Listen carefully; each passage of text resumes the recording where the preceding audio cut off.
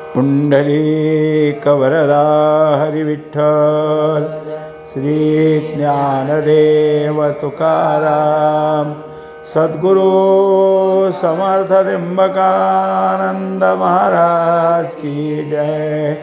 माऊली ज्ञानेश्वर महाराज की जय। शांति ब्रह्म एकनाथ महाराज की जय।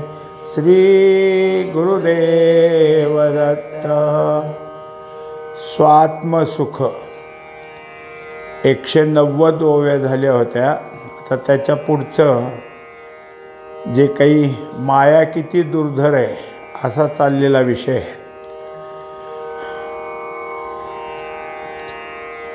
जीव अमरची असे त्याचे मरण नाशिले कैसे। जीवाशी जीवत्व नुमसे या नाव मरण निरास।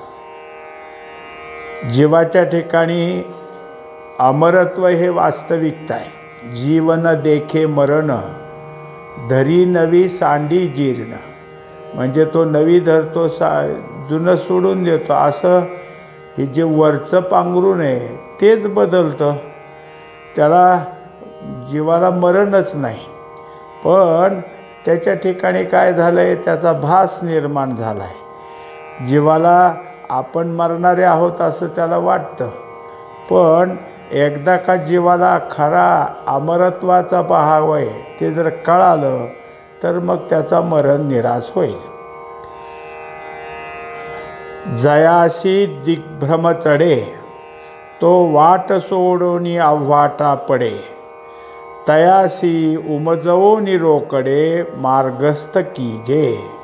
जसा एखादा माणूस निघालाय आणि त्याला काय आहे की रस्ता चुकला त्याचा, म्हणजे एक चकवा म्हणून भाग असतो, त्याला आपण कुणीकडे चाललो आणि कुठं कोणत्या दिशेला जायचं हे विसरतं आणि तो सारखा असा काय आहे की रस्ते सोडून फिरत असतो। अशा वेळेस त्याला कुणीतरी एखादा त्या चकव्यातनं बाजूला असणारा भेटला की तो बरोबर त्याला रस्त्याला आणून पोचवतो। कनक बीज सेवलिया भुलीजे आपण आपणिया। तो सावधुकी जे प्राणिया स्वस्थिती जेवी। आता दुसरे की कनक बीज म्हणजे धोत्रा, त्या धोत्र्याच्या फळातलं जे बी असतं ते जर खाल्लं तर मनुष्याला भ्रम निर्माण होतो, त्याच्या ठिकाणी काहीच समजत नाही आणि भ्रमित अवस्थेसारखा तो वाटेल ते बडबड करतो। पण त्याला सावध होण्याचं काही जे असेल ते औषध त्यावर दिलं तर तो आपल्या स्वस्थितीला येतो। तैसा माया मोह भ्रमे नाथिलेची मानी जन्म कर्मे। तो जयाचे निवचन धर्मे स्वात्मत्व पावे। आता असंच झालंय की आपण सगळे मायेच्या पाशामध्ये। माया काय करते तर माया मोहानं आपल्यावर काय करते तर पाश टाकते। मोह कशाचा आहे तर मनुष्याला बाह्य वस्तू याच प्रेमाच्या आहेत, याच विषयाच्या सुख देणाऱ्या वस्तू आहेत असं समजून मनुष्य त्यात मोहित होतो। आता एखादी गोष्ट घेतली यत्किंचित आपल्याला त्याचं जर सुख प्राप्त झालं तर ते पुन्हा पुन्हा असावं असं सतत वाटत राहत असल्यामुळे मनुष्य बाहेरचंच सगळं ओढा घेतो। अशा वेळेस त्याच्या ठिकाणी हा सगळा मोह काढून टाकायला एक फक्त सद्गुरू वाक्यच कामाचं असतं। वचन धर्मे, त्याच्या ठिकाणी काय आहे की तू सुखी आहेस, दुसरं सुखाचं दुसरीकडे कुठं काही नाही असं जर एकदा त्याच्या ठिकाणी झालं आणि त्याला ते वचन अंतःकरणात स्थिर झालं तर तो आपोआपच या सगळ्या मोहातून बाहेर निघेल। या लागी देवा दुर्जय जी माया तो जगडवाळेसी गेले विर्या। जग सद्गुरु कृपे पाया चेनी बळे। अशा तऱ्हेनं ही माया देवादिकाला सुद्धा दुर्जय। कित्येक वेळा देवांना सुद्धा तिने काय आहे की आपल्या पाशात ओढून फसवलेलं आहे. पण हे कोणाच्या पुढं राहणार नाही तर सद्गुरूच्या पुढं.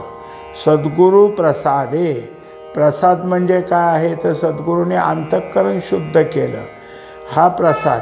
मग जगत व्याळेसी, ही जगत जसं दोरीवर सर्प भासतो तसं जगत भासते, मग त्याला जगतरूपी सर्प म्हणलं. हा गेली विलया म्हणजे तो निघून जाईल. हे कधी होईल तर सद्गुरू प्रसादे पायाचे निबळे. तुमच्या पायाच्या प्रसादे मला जर काय असेल तर काय आहे, परिपूर्ण असं फळ प्राप्त होईल. जेथ सद्गुरु कृपा पाहे, तेथ माया ममता कैची राहे. या लागी गुरुसेवने होये सर्वार्थ सिद्धी. आता जिथं श्रीगुरूची कृपा होते तिथं ही माया राहत नाही. मायेचं जे दुसरं स्वरूप आहे ममता, तेही त्या ठिकाणी राहत नाही. कारण का तर श्रीगुरूचं वाक्य प्रमाण धरल्यामुळं हे सगळं मिथ्या आहे, यावर विश्वास बसतो. जया स्वरूपाची गोडी, इंद्रिये नेणती बापुडी. ते विषय कर्दमी बुडी, देऊनी ठाती. आत्तापर्यंत काय आहे की ज्याला आपलं खरं सुखच कळलं नाही, म्हणजे जीही आपणपे नाही देखिले, ते इंद्रियार्थी रंजले. 5व्या अध्यायात माऊली सांगतात की हे सगळे, मग जसं एखाद्याला अन्न नाही मिळालं तर तो तुसांते शेवी, म्हणजे भुसकटसुद्धा खाईल आणि पोट भरल्यासारखं करेल. कारण अन्न कसं असतं हे कळालंच नाही. नाही मिळाले की मनुष्य वाटेल ते खातो, भुसकट खातो, टरपिली खातो, काही खातो. तसं जर आपल्याला खरं सुख आपण पे म्हणजे आत्मसुख हे जर नाही मिळालं तर वाटेल ते कुठं मिळतं तिथं सुख तो घ्यायला जाईल.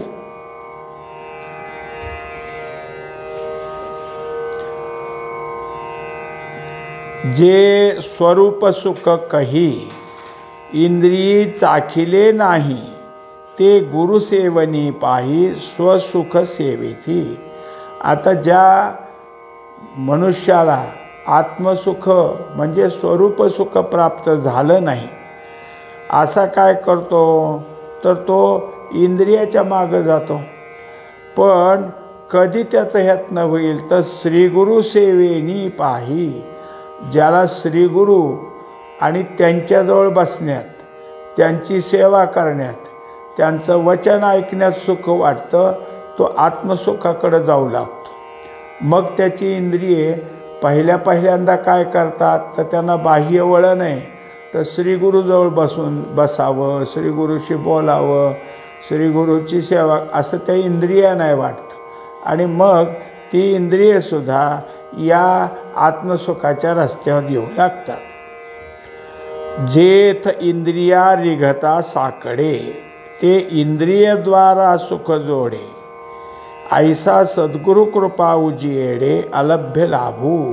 मग कसं झालं की आत्तापर्यंत इंद्रियाला विषयाचं सुख माहीत होतं, पण तेच इंद्रिये श्रीगुरूजवळ सेवा करताना, त्यांच्याबरोबरचं त्यांचं ऐकताना किंवा त्यांच्याशी संवाद करताना, चर्चा करताना त्या इंद्रियाला सुख वाटू लागलं. जी ती इंद्रिये विषयाच्या सुखाकडे होती, ते आता सद्गुरूच्या सान्निध्यात जे प्राप्त होईल त्या सुखाला सुख मानू लागली. जी इंद्रियाला सुद्धा ते सुख कळालं. तरी पृथक पृथक इंद्रिय वृत्ती, प्रवर्तता आपुलाल्या अर्थी. आत्मसुखाची प्राप्ती अखंड लाभे. मग आता त्याप्रमाणे प्रत्येक इंद्रियाचा आपले विषय आणि तो त्या विषयाकडे धावतो. पण इथं कसं झालं, श्रीगुरु सान्निध्यात सगळेच जे काय आहेत इंद्रिय ती इथंच आली. त्यांना तेच सगळं काय आहे की सुखाचं वाटू लागलं. म्हणजे सर्व इंद्रियाचा तो एक विषय झाला. दृष्टी स्वभावे घे रूप, तव रूपची होय स्वरूप. जे सद्गुरु कृपेचा दीप द्रष्टांते वरी. एकांते काय आहे तर ज्याच्या दृष्टीच्या ठिकाणी आता काय आहे, इतर काही बघायची सवय होती, जे जे दृश्य आहे त्या दृश्यालाच तो गुंतत होता.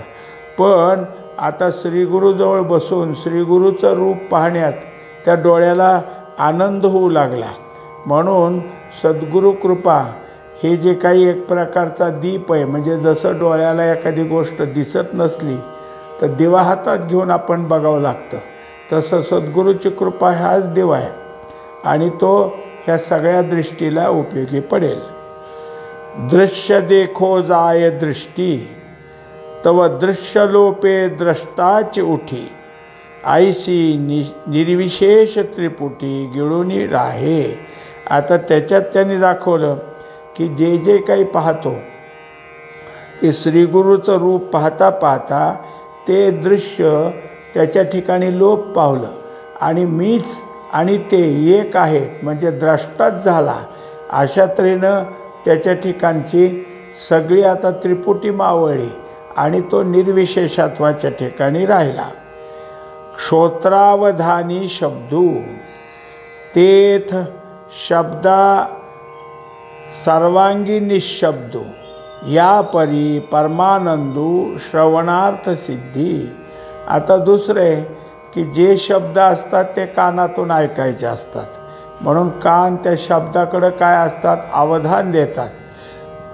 पण आता श्रीगुरूचे शब्द गोड लागायला लागले, ते सांगतील गोड लागायला लागलं, म्हणून कानाला काय झालं, तिकडं लक्ष द्यावं वाटायला लागलं आणि ते सांगतात त्याचा आनंद वाटू लागला. सुमना न येता जो वासू, परममकरंदू सुवासू, तो घ्राणद्वारे निश्चयशू भोगितसे भोगवी. आत्तापर्यंत काय झालं होतं की कोणता वास कशाचा आहे हे ओळखायला येत होतं. आता तेच हा सगळा काय आहे की श्वास घेणारा घ्राण या परमानंदाचा मकरंद भोगण्यामध्ये, तिथला सुवास घेण्यामध्ये त्याला आवडू लागलं. म्हणून आता हेच श्रीगुरू सान्निध्यात आता कसं असतं की कुठलं तरी फूल, कुठलं तरी अत्तर, मगच कळतं नाकाला वास, पण शब्दात वास आहे, श्रीगुरूच्या जवळ बसल्यावर वास आहे हे आता त्या ग्रहणाला कळू लागलं. मग बाकीचं फुलं नसू द्या, पण श्रीगुरूच्या जवळच बसावं, त्या वातावरणातला वास इतका त्याला आनंद वाटून गेला. कारण त्यांच्या आजूबाजूला जसं एखाद्या देवादेवतांचं फोटो असते आणि त्यांच्या मागं कशी आभा दाखवली जाते, एखादं प्रकाशवलय, तसं श्रीगुरूच्या आजूबाजूला वातावरणात आनंद असतो. तो त्या घेण्याकरता त्या नाकाला ओढ लागली, म्हणजे ते सुवास त्याच्या आवडीचा झाला. रसना रातली आवडी, ते मिथ्या विषयत्वाची त्वचा काढी, मग अभ्यंतरी गोडी स्वसुखे सेवी. आता त्याच्यात जसं मागची ओवी आपण पाहिली की त्यामध्ये वासाची सवय, मग जसं सांगतात की कोणी जे मासे विक्रेते आणि त्यांना नेहमी मासे विकायची सवय, पण मुक्काम पाडला माळ्याच्या घरी आणि त्याच्या घरात सगळी फुलंच ठेवलेली, ह्यांना त्याचं डोकं दुखायला लागलं. जेव्हा ते मासे विक्रीचे टोपले तोंडावर घेतले आणि त्या वासाने त्यांना झोप आले, म्हणजे सवयीनं कसं होतं हे दृष्टांत दाखवला. आता पुढचा विषय आला रसना. रसना काय करते, म्हणजे जीभ आपल्याला काय आवडतं तिकडं जाते. मग काही जरी झालं तरी जिभेला तसंच खायचं असतं, ते पक्व वस्तू असतात. जे काही आपण भाजलेलं आहे, शिजवलेलं आहे, उकडलेलं आहे ते सहज खाता येत. पण जे बाह्य फळं आहेत त्यांची साल काढावं लागती, त्यांच्या बिया काढावं लागतात. मग तसं ह्या सगळ्या काय आहे, रसनाविषयानं आता मिथ्यत्वाची साल काढून टाकली आणि त्यामुळं त्याला आतलं जे काही आता आहे फळातला आतला रस तो उपभोगायला जशी गोडी, तसं इथं वाच्यार्थ काढून लक्षार्थ घेतला, ते रसनेला गोड लागू लागलं. ताट भोगता परवडी, अवघे निर्विशेष वाढी, मग जिव्हे चोरोनी गोडी, रसना जेवी. एरवी कसं असतं, जेवणाऱ्याला ताटात वाढावं लागतं. मग ताट आणि भोगता म्हणजे तो काय आहे की खाणार आहे, हे जसं आहे तसं आता इथं काय आहे, श्रीगुरू बोलतात ते झालं काय आहे, एक प्रकारचं अन्न. आणि त्यांच्या मुखातून बाहेर पडून आपल्या कानामध्ये शिरतंय ते झालं एक ताट. ताट वाढलेलं जे ताट असतं ते. आणि मग त्याच्या ठिकाणी काय झालं तर जिभेला आता जसं इतर पदार्थ जीभ सांगते गोड आहे, आंबट आहे, तुरट आहे, तसं इथं त्याची गरजच नाही. सहजच गिळून, औषधाची गोळी कसं मनुष्य मागं टाकून गिळून टाकतो तसा हा रस प्राप्त व्हायला लागतो. जे जे आढळे अंगी, ते ते अंगची होय वेगी, ऐसे निस्पर्श सर्वांगी, सदानंद दाटे. आता पाचवं इंद्रिय दाखवलं स्पर्शाचं. इतके वेळ काय होतं तर मनुष्याला स्पर्शातून हे उष्ण आहे, हे अत्यंत थंड आहे हे कळत होतं, हे मऊ आहे, हे कठीण आहे हे कळत होतं. पण आता ज्याच्याशी ह्या त्वचेचा स्पर्श होऊ लागला ते ते सगळं कसं छान गोड आहे अशी त्वचा सांगू लागली. आता त्वचेत पूर्वीचं होते ते द्वंद्व राहिलं नाही. ती त्वचा सगळ्याला काय आहे की सामावून घेऊ लागली, तिला सगळं आवडायला लागलं. वाचा उठोनी चौकटे, परी मौनाची मिठी न सुटे, शब्द चपळते सर्व प्रकटे, निशब्द वस्तू. आता झालं कर्मेंद्रिय सांगायला सुरुवात केली.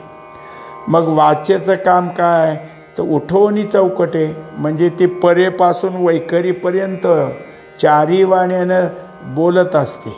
पण आता पराच स्तब्ध झाली, पश्यंती स्तब्ध झाली, त्यामुळं मौन. मग मौनाची मिठी न सुटे. आता तिथं काय आहे इतकं मौन झालं कारण ऐकता ऐकता स्तब्धता निर्माण झाली आणि बोलायचं बोलणं खुंटलं. तुका म्हणे वाचा राहिली कुंठित, पुढे झाले चित्त समाधान. त्याच्या ठिकाणी काय आहे की त्याच्या वाचेला कुंठित झाली म्हणजे स्तब्ध झाली, तसं आता याच्या ठिकाणी झालं. कराचे क्रिया करणी, निपजती सचित्र चिंतामणी, तेणे अकर्तेपणाची खाणी, जवळली उठली. आता जसं हातांची काय क्रिया असते, पण सगळीच क्रिया यथायोग्य होते असे नाही, कधी चुकीची होते, काही होतं. पण जसं चिंतामणी पुढं चिंता सांगावी आणि चिंतामणी आपली चिंता पूर्ण करतो, तसं हातापासून जे होईल, जसं चित्र काढणारा चित्र काढतो ते त्याला समाधान देतं, तसं हाताची क्रिया होऊन ते आपल्याला काय आहे समाधान होऊ लागली. तेणे अकर्तेपणाची खाणी खवळली उठी.